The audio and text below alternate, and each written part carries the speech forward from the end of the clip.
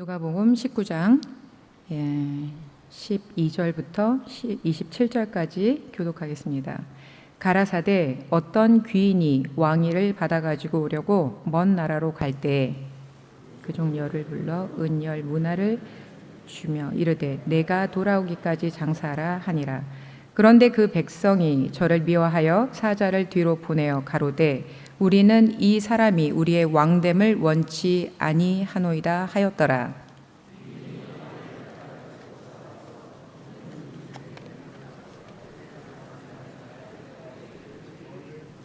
그 첫째가 나와 가로되 주여 주의 한 문화로 10 문화를 남겼나이다.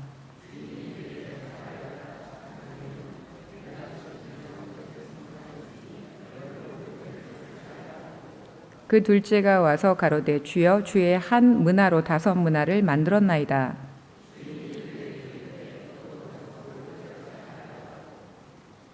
또 한 사람이 와서 가로되 주여 보소서 주의 한 문화가 여기 있나이다. 내가 수건으로 쌓아두었었나이다.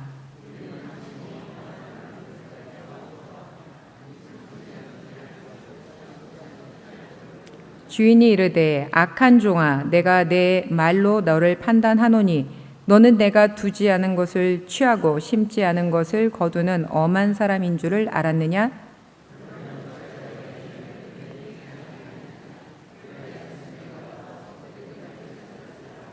곁에 섰는 자들에게 이르되 그 한 문화를 빼앗아 10 문화 있는 자에게 주라 하니 주인이 가로되 내가 너희에게 말하노니 무릇 있는 자는 받겠고 없는 자는 그 있는 것도 빼앗기리라. 그리고 나의 왕됨을 원치 아니하던 저 원수들을 이리로 끌어다가 내 앞에서 죽이라 하였느니라. 아멘.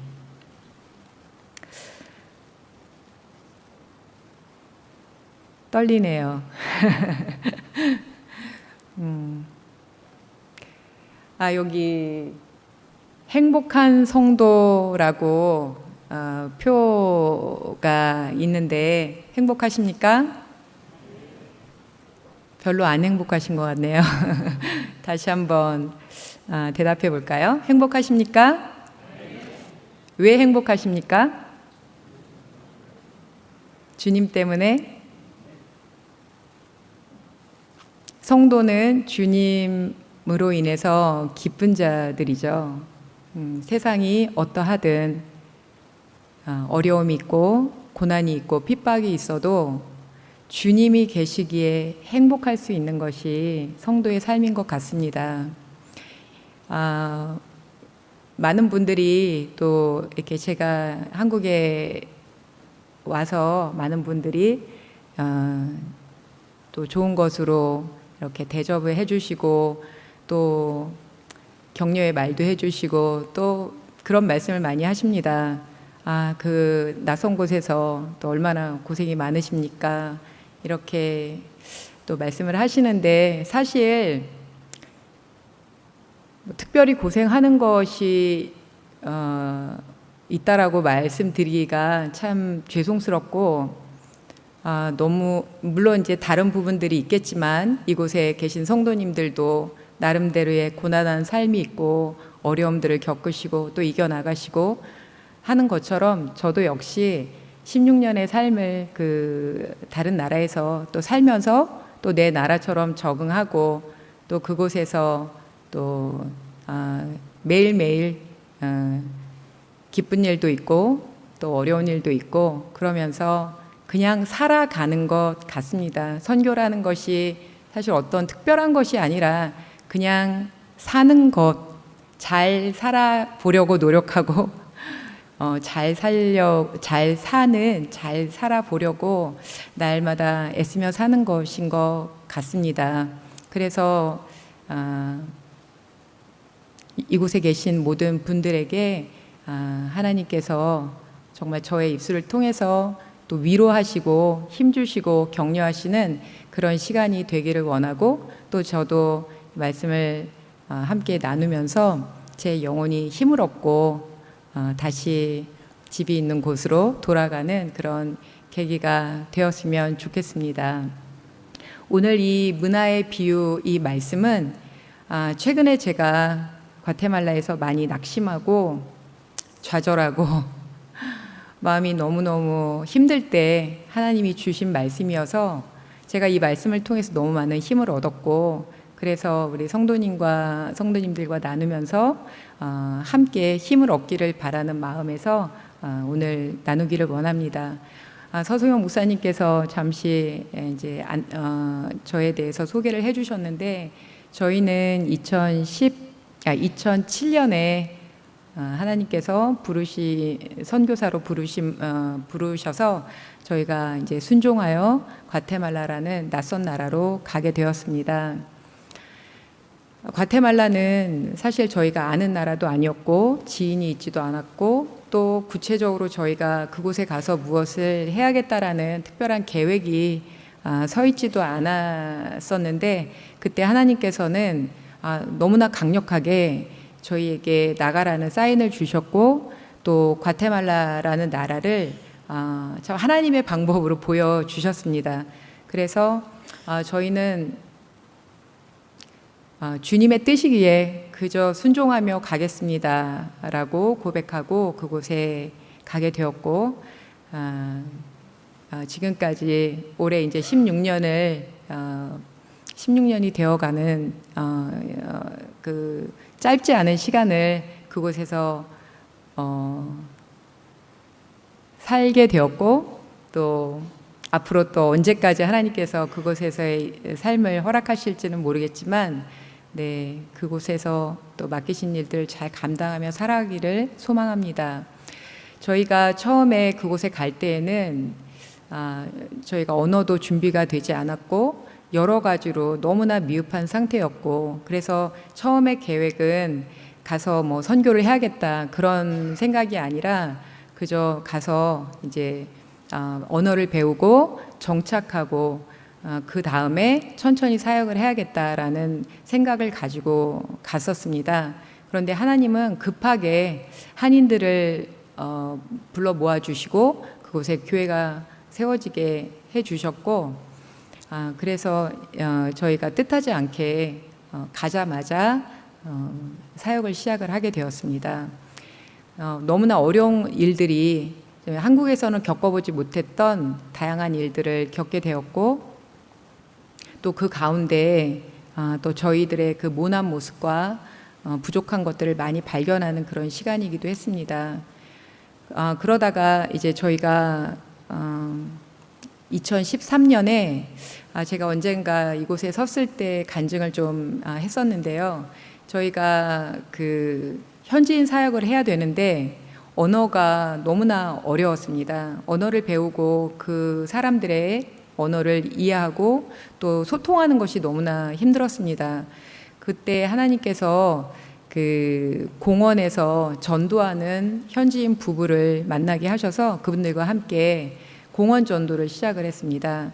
공원에서 메가폰을 들고 이제 안 되는 스페인어로 그 프리칭을 하고, 또 다가오는 사람들에게 성경을 읽어주고, 또 기도를 부탁하는 사람들에게 손을 얹고 기도하고, 또 함께 나누고, 또 때로는 먹을 걸 가지고 가서 나눠주면서 함께 교제도 하고, 그런 시간을 한 2년 정도 보낸 것 같습니다.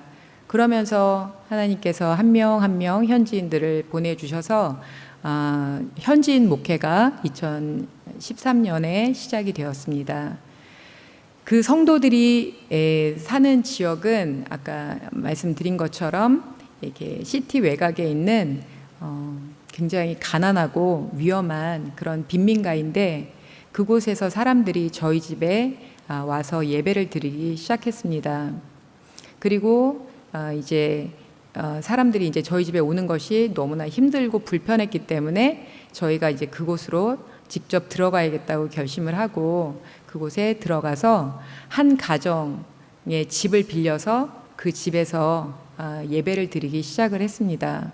그러다가 하나님께 기도를 했습니다. 하나님, 이 집이 아닌 저희들만의 그 모일 수 있는 공간을, 그러니까 좋은 건물이 아니어도 좋고 그냥 양철로 이렇게 만들어진 집이라도 좋으니 집을 저희에게 허락해 달라고 그렇게 기도할 때 하나님께서 또 신기한 방법으로 그 지역에 한 집을 또 저희에게 주셨습니다. 그래서 그 집을 저희 성도들과 함께 다 허물고 그곳에 다시 재건축을 해서 지금은 이제 건물이 있어서 그곳에서 이제 모여서 예배를 하고 있습니다.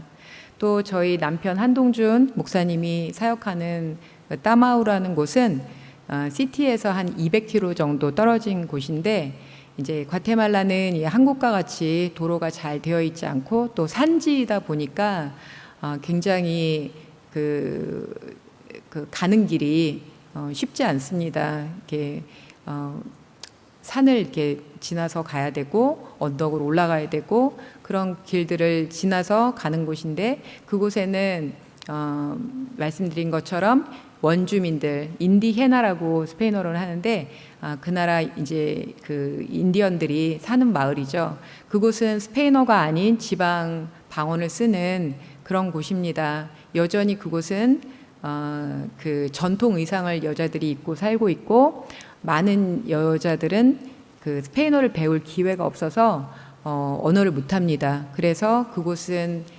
통역자가 이제 한 목사님의 그 설교를 통역해서 현지 언어로 통역해서 이렇게 설교를 듣고 있습니다.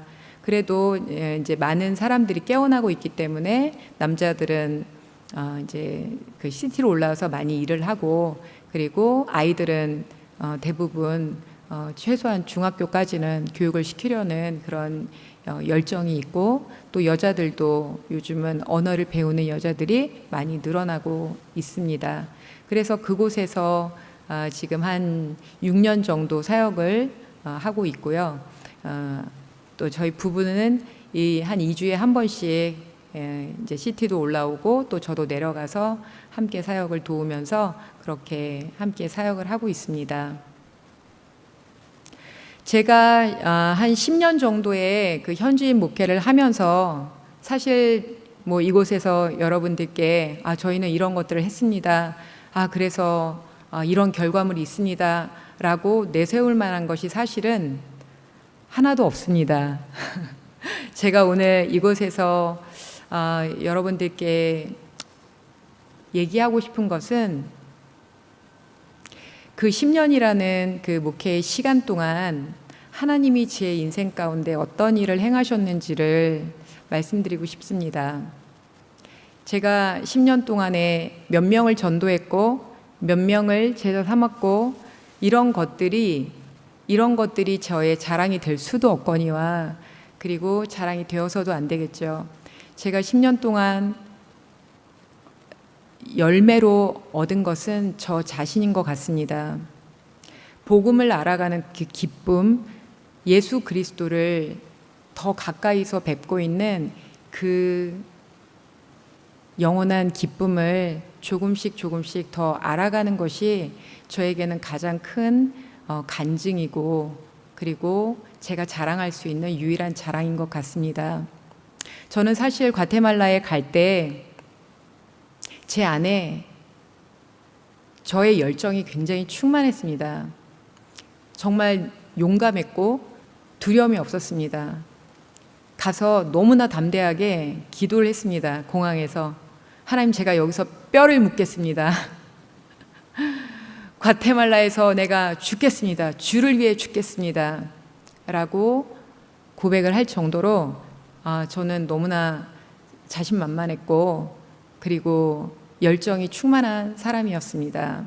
그리고 그것이 저에게는 굉장한 의가 되어서 남을 정죄하고 또 내가 그렇게 살지 못할 때에는 그 열등감에 시달리면서 저 자신과의 그런 피나는 싸움을 했던 것 같습니다. 그러면서 날마다 하나님께서 저에게 보여주시는 저의 그 죄성과 내 안에 가득 차 있는 더럽고 추악한 오물 같은 것들을 너무너무 많이 보여주셨고 내가 얼마나 하나님 앞에 가치 없고 더러운 자인지를 정말 이론적으로가 아니라 삶으로 토해내는 그러한 시간이었던 것 같습니다. 저희 시티 성도들은 그들의 삶을 들여다보면 우리가 참 이해하기 어려운 부분들이 많이 있습니다. 그들은 이제 카톨릭 문화권에서 태어나고 자란 사람들이고, 그래서 기본적으로 자신들이 다 하나님을 믿는다고 생각을 합니다. 때로는 믿음이 굉장히 좋다고도 생각을 합니다. 그런데 그들의 삶은 정말 우리 유교의 바탕을 가진 우리로서는 도무지 이해가 안 되는 그러한 삶을 사는 사람들이 굉장히 많습니다. 미혼모는 뭐 아주 기본이고요. 아이들이 아빠가 다 다르고, 심지어 자기 아빠가 옆집 아저씨인 이런 경우들도 굉장히 많고, 심지어 그 살인을 사주하고 또 아무렇지 않게 살아가는 사람들, 또 중독에 빠져서, 알코올이나 마약 중독에 빠져서 그렇게 사는 것이 너무나 당연한 것처럼 사는 사람들입니다. 그래서 그들이 제가 이제 전도를 하고 그들을 찾아가서 신방을 하고 할 때 이들이 감동이 되어서 교회에 나오지만, 교회에 나와서도 여전히 그 과거의 삶을 버리지 못하고 여전히 교회 안에서 분쟁을 일으키고 미워하고, 이런 모습들을 계속해서 보게 됩니다. 그들의 모습을 보면서 저는 마치 거울처럼 제 자신을 들여다보게 됩니다. 처음에 저는 그들을 정말 많이 정죄했습니다. 왜 저렇게 살까? 저들 머릿속엔 뭐가 있을까? 제가 참 늘 습관적으로 했던 말이, 저들의 머리를 한번 열어봤으면 좋겠다, 그런 말을 많이 할 정도로 저는 참 그들의 보여지는 모습을 가지고 많이 정죄하고 판단을 했었습니다. 그리고 율법적인 설교도 많이 했고, 야단도 많이 치고, 또 미운 마음도 많이 생기고 그랬던 것 같습니다. 그러면서도 나는 내가 해야 되는 것은 해야 된다라는 또 그런 열심으로 몸이 피곤하고 정신이 피곤해도 그것을 끝까지 하려고 하는 그런 저의 열심을 하나님 앞에 자꾸만 보이려고 했었습니다.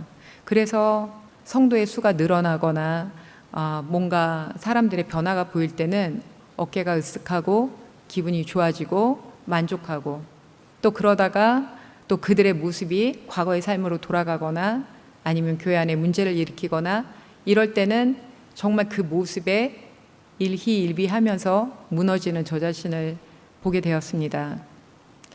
그것을 통해서 하나님께서 저에게 계속해서 하시는 말씀은 예수께로 오라는 것이었습니다.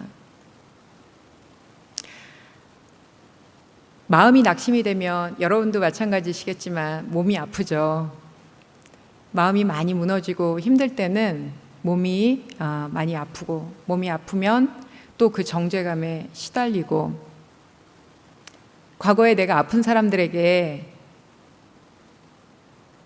정죄했고 그것이 너의 죄 때문이라고 가르쳤었는데, 막상 내가 아프면서는 또 그 말을 하지 못하고 있는 저의 이중성을 보게 되고, 또 저의 그러한 그 외식하는 모습들, 그들은 표면적으로 행동으로 보여주지만 나는 내 마음속에 가지고 있는 것들, 이러한 것들을 우리 성도들의 모습을 통해서 하나님께서 적나라하게 보여주셨습니다.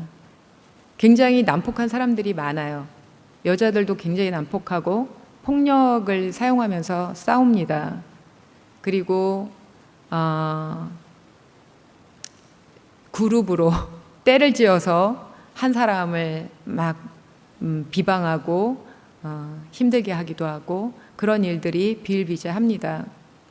그런 모습을 보면서 제 안에 있는 그런 폭력성과 또 이기심과, 그리고 그 미움과 분노와 이런 것들을 보게 하셨습니다. 그러면서 저를 하나님께서 원죄에 대한 그 저의 모습을 보여주셨어요. 원죄가 무엇입니까? 하나님은 우리를 창세 전부터 그분의 아들 안에서 정말 신령한 복으로 복을 주시고 영원히 하나님의 찬송이 되게 하시려고 우리를 계획하시고 하나님의 형상으로 지으시고 모든 만물을 우리를 위해서 창조해 주셨습니다. 그런데 유혹이 들어오고 죄가 들어오면서 인간은 자기 스스로가 하나님 자리에 앉으려고 했습니다. 하나님이 되어서 내가 하고 싶은 대로 내가 주인인 것처럼 살아가려고 하고 또 하나님의 자리에서 남을 정죄하고 판단하고 미워하는 그러한 죄의 속성이 우리 안에 들어오게 되었습니다. 그래서 하나님의 신성을 보면서도 피조물을 하나님의 자리에 앉혀놓는 그러한 오류를 범하게 되고 또 그것으로 말미암아 하나님과의 관계가 끊어져 버렸죠. 그 죄성을 하나님께서 저에게 보여주시고 내가 그저 입술로 행위죄를 지었기 때문에 고백하는 죄가 아니라 그 회개가 아닌 내 본질의 죄, 내 본성의 죄를 하나님께서 보게 하시고 그것에 대해서 하나님께서 진실로 회개하게 하셨습니다. 예수 그리스도께서 하나님이신 그분이 이 땅에 사람의 모습으로 오셔서 내가 받아야 할 모든 모욕과 핍박과 또 모든 그 고난들을 다 자신의 몸에 짊어지셨습니다. 이것이 사실 우리는 너무 많이 들어서 어떤 하나의 이론이나 그 관념처럼 머릿속에 자리를 잡고 있지요. 그런데 이것이 저에게 너무나 구체적으로 너무나 뜨겁게 성령으로 깨달아지고 알아지는 것을 경험해 왔습니다. 이것이 복음의 능력이죠. 복음은 하나님의 능력이라고 했습니다. 그 복음의 능력이 내 안에서 나의 죄를 드러내고 내가 하나님 앞에 보여드릴 수 있는, 내가 내세울 수 있는 의는 1도 없다는 것을 하나님께서 알게 해주셨습니다. 그리고 아무 가치도 없고 아무 쓸모도 없는 나를 뜯어 고쳐서 개선하시는 것이 아닌 나의 이 본질을 바꾸시는 하나님의 능력을 복음으로 나타내 주셨다는 이 사실이 너무나 놀랍고 너무나 감사했습니다. 여전히 육체가 있기에 제 안에서는 끊임없이 이 죄의 본성들이 보여지고 또 정욕들이 나를 지배하려 하고 하지만 이것은 우리가 죽는 날까지 싸워가는 것이겠죠. 그럼 우리는 어떻게 살아야 할까요? 저는 이것을 열심히 일하는 것으로 극복하고 보상받으려고 노력을 했었던 것 같습니다. 그래서 열심히 신방하고 전도한 날은 뭔가 마음이 편안하고 내가 뭔가 좀 한 것 같은 뿌듯함이 있었고 또 그렇지 못한 날에는 제 마음이 눌리고 어렵고 그런 삶의 반복 속에서 하나님은 저에게 가만히 있어라. 그리고 예수를 봐라. 라는 메시지를 주셨습니다. 예수는 우리의 왕이십니다. 그분은 나의 왕이십니다. 이것은 제가 매일 하고 있는 하나의 루틴인데 여러분에게도 좀 해보시라고 권유를 드리고 싶은데요. 저는 눈을 뜨면 바로 무릎을 꿇고 손을 올립니다. 그리고 고백합니다. 예수님, 당신은 나의 왕이십니다. 나를 다스리십시오. 나를 지배하십시오. 오늘 주님께만 내가 순종합니다. 당신만이 나의 왕이십니다. 라고 고백하는 것을 제가 하고 있습니다. 그럴 때 제 안에 기쁨이 생기고 하루를 살아갈 힘과 능력을 얻는 것 같습니다. 먼저 그의 나라와 의를 구하라고 주님은 말씀하셨습니다. 나라를 구하는 게 뭘까요? 그분의 나라를 구하는 게 뭘까요? 구한다는 말은 사실 그냥 몇 번 찾다가 말아버리는 것이 아니라 그것을 발견하고 얻을 때까지 끝까지 추적하고 따라가고 찾고 결국은 쟁취하는 것을 말하죠. 근데 그 나라는 무엇일까요? 그 나라는 왕이 다스리는 곳입니다. 하나님의 나라, 그 왕, 우리 구주 예수께서 다스리시는 것입니다. 나라는, 하나님의 나라는 여기 있다 저기 있다가 아니라 너희 안에 있다라고 말씀하셨는데, 내가 그분을 왕으로 모시고 그분이 나를 지배하고 다스리실 때, 그때 하나님의 나라가 임하게 됩니다. 그러면 우리 안에는 그분의 의를 행하고 싶어하는 그 간절한 욕구가 생기죠. 그래서 주님을 순종하게 되는 것 같습니다. 그분은 우리의 왕이십니다. 그분은 우리를 위해서 죽으셨습니다. 그분은 하늘의 영광을 버리고 이 땅에 내려오셨습니다. 그분은 우리와 같은 종의 몸을 입으셨습니다. 그분은 우리를 부욕해 하시려고 가난하게 사셨습니다. 그분은 채찍에 맞으셨고, 그분은 침뱉음을 당하셨고, 수염이 뽑히셨고, 모욕 당하시고, 십자가에 달리셨습니다. 6시간을 매달려 계셨습니다. 물과 피를 흘리셨습니다. 이것은 사실입니다. 그래서 우리가 과거의 죄와 현재의 죄와 미래의 죄에서 자유케 되었습니다. 우리는 죄사함을 받았습니다. 우리는 이제 죄의 종이 아닌 주님이 다스리시는 주님의 종이 되었습니다. 그 안에서만 우리가 진정으로 자유할 수 있고 기쁨을 누릴 수 있고 행복할 수 있습니다. 행복한 성도, 주님이 왕이 되셔서 다스리는 그 사람이 바로 성도요. 그 사람만이 누릴 수 있는 것이 주님이 주시는 행복입니다. 오늘 이 본문 말씀 문화의 비유를 보면 세 부류의 사람들이 나오죠. 첫 번째는 그 귀인이 왕위를 얻으러 갈 때 그가 왕이 되는 것을 원치 않는 사람들이 있었습니다. 우리가 그런 사람들이었죠. 내가 왕이고 내가 왕이고 싶었던 헤롯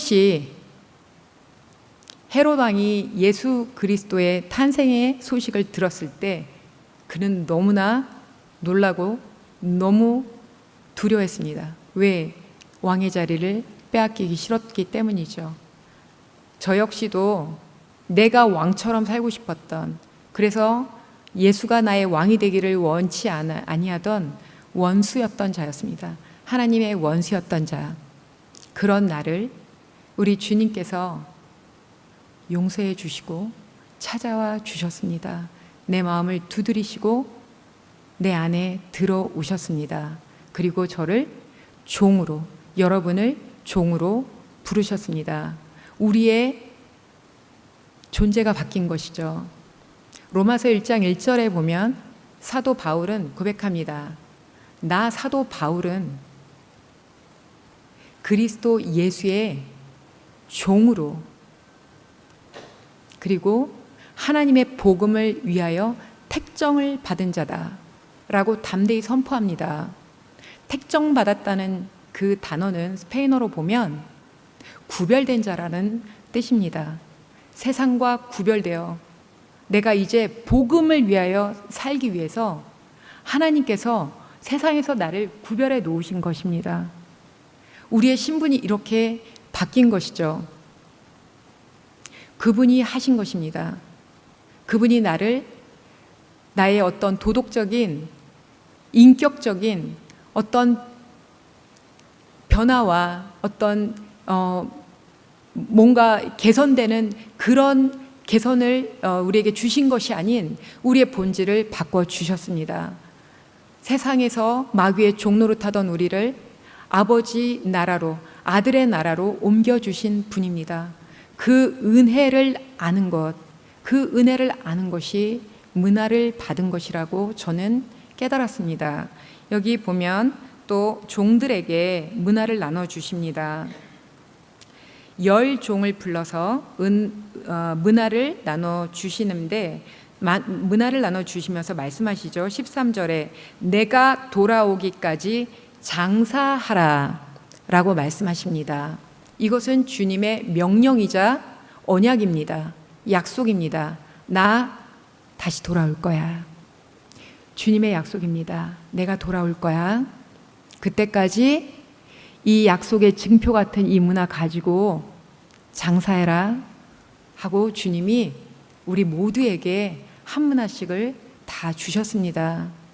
이 은동전, 이 단위이지만 이것은 우리 눈에 보이는 어떤 물질적인 것으로 예수께서 보여주신 것이지만, 주님께서 우리에게 주신 문화는 무엇일까요?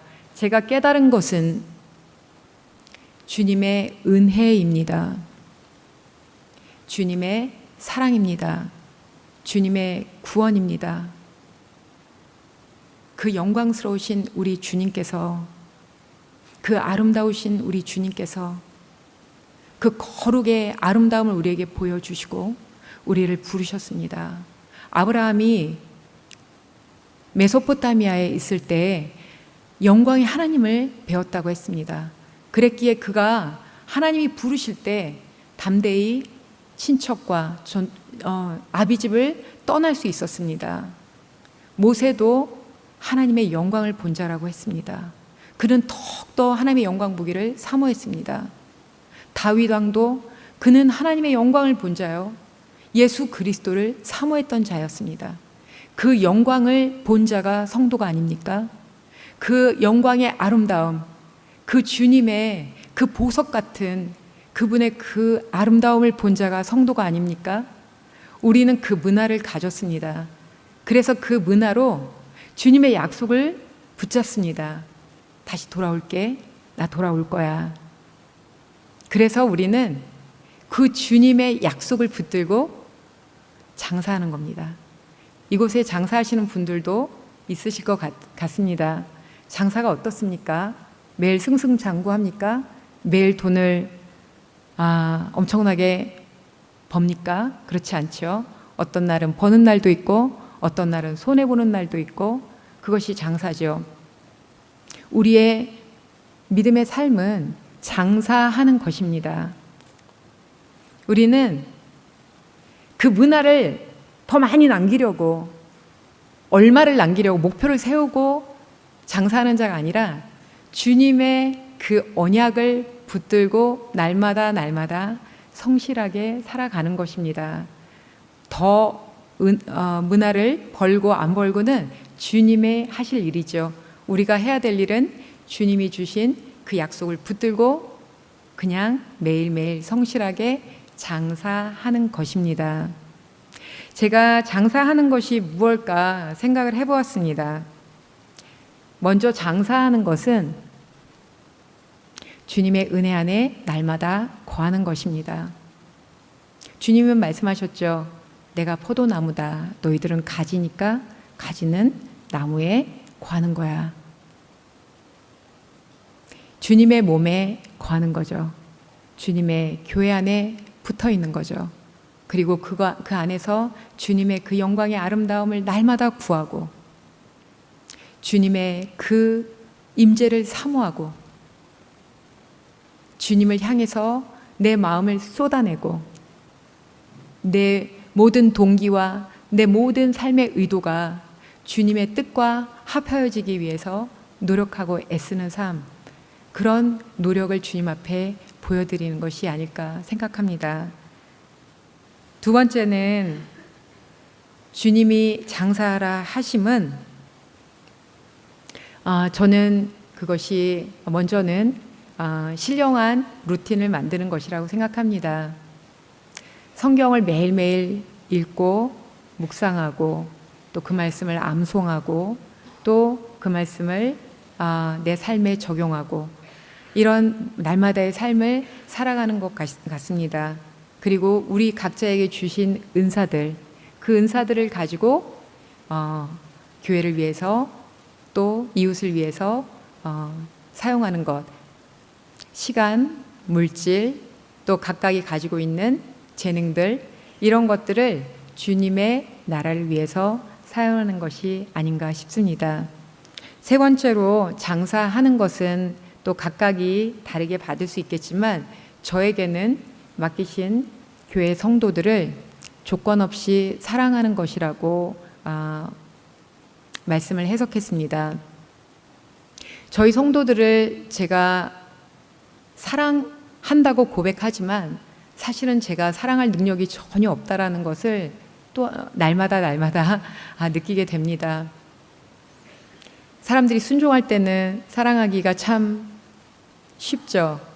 그런데 그들의 불순종과 그런 불의를 볼 때에는 정말 제 안에서 솟구쳐 오르는 분노와 미움이 너무나 큰 것을 발견합니다. 그런데 하나님께서는 제가 그들을 진정으로 사랑하고 그들을 섬기라고 말씀을 하십니다. 이것이 쉬운 것 같지만 정말 쉽지 않습니다. 용서하는 것 정말 쉽지 않죠. 사랑할 만한 사람은 참 사랑하기가 쉬운데 그렇지 않은 원수 같은 사람들은 정말 사랑하기가 힘들고 용서하기가 힘듭니다. 그렇지만 우리가 의지적으로 용서하고 사랑하고 섬기려고 애쓸 때 성령께서 우리 안에 감동하시고 능력 주셔서 사랑할 수 있게 해주시는 것 같습니다. 주님은 우리에게 한량없는 사랑을 베푸시고 또 날마다 그렇게 우리를 조건 없이 사랑해 주시고 용서해 주십니다. 하루에 얼마나 많은 죄를 우리가 짓습니까? 마음으로, 생각으로, 또 행동으로, 말로 정말 수없이 많은 죄를 우리가 짓지만 때로는 그런 죄들을 너무나 습관처럼 짓고 있기 때문에 회개조차 하지 않죠. 그런데도 주님은 우리를 용서하고 용납하시고 또 기다려 주십니다. 우리가 정말 오늘 찬양했던 것처럼 주님을 조금이라도, 한 절이라도 우리 삶에 그분을 담기를 소망한다면 주님께서 우리에게 또 사랑하고 용서할 수 있는 능력을 주시리라고 생각합니다. 그래서 이렇게 날마다 장사하는 그런 우리의 삶이 되었으면 좋겠습니다. 이 종들 중에 또 한 종이 있죠. 한 종은 그 문화를 수건에 쌓아서 이렇게 두었다고 했습니다. 이 사람은 왜 그렇게 행동했을까요? 이 사람은 하나님을 오해했습니다. 이 사람은 하나님을 모르는 자였습니다. 하나님의 마음을 알지도 못했거니와 알려고 노력하지도 않은 자였습니다. 일찌감치 접어버렸습니다. 그리고 핑계를 댑니다. 당신은 엄하고 엄격한 사람이고 심지도 않고 막 거두시는 그런 분이십니다. 그래서 내가 무서워서 감추었나이다 라고 고백하죠. 주님은 그가 한 그 말을 가지고 그 사람을 정죄하십니다. 예수 그리스도가 어떤 사랑을 베푸셨는지 알려고조차 하지 않았습니다. 네가 그것을 은행에라도 두었다면, 네가 그저 말씀 안에만이라도 거했더라면 너 이자라도 받았을 텐데 넌 그거조차도 하지 않았구나 라고 주님은 책망하십니다. 그리고 그의 문화를 뺏어서 있는 자에게 주십니다. 이런 사람이 되지 말아야겠죠.